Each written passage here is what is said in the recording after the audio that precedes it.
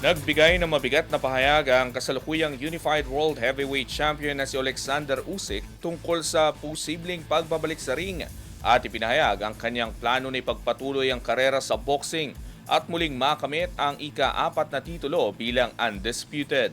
Ang ibang detalye alamin sa pag-abante ni Jonas Lavarias. Ipinahayag ni Unified World Heavyweight Champion Alexander Usyk ang kanyang hangarin na ipagpatuloy ang karera sa boxing at muling makamit ang ika-4 na titulo bilang undisputed champion.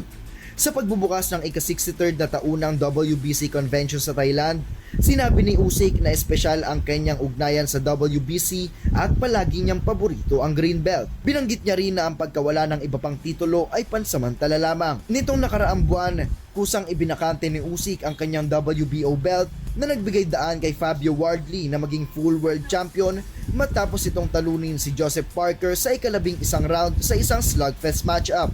Matapos tanggihan ang posibleng laban kay Moses Aitauma, sinabi ng tagapayo ni Usyk na ang mananalo sa laban ni Parker at Wardley ang maaaring unang kakalabanin ni Usyk sakaling magbalik ito sa lona, habang nagpapatuloy pa rin ang pagpapagaling mula sa back injury. Matapos pabagsakin si Daniel Dubois nitong July at manatiling undefeated, inaasahan na ipagtatanggol ni Usyk ang kanyang undisputed status laban kay Wardley sa unang bahagi ng 2026. Ngunit gaya ng ginawa niya noong nakarang taon matapos talunin si Tyson Fury, mas pinili ni Usyk na isuko ang isa niyang titulo at magplano para sa agarang rematch sa Riyadh ngayong Disyembre. Sa kasalukuyan, bukas muli ang opsyon ni Usyk at ng kanyang management upang suriin ang sitwasyon sa heavyweight division sa mga susunod na buwan. Bagamat batid nilang tumatanda na si Usyk, nananatili siyang isa sa pinakamahuhusay sa larangan at sinasabing pound for pound king ng modernong boxing.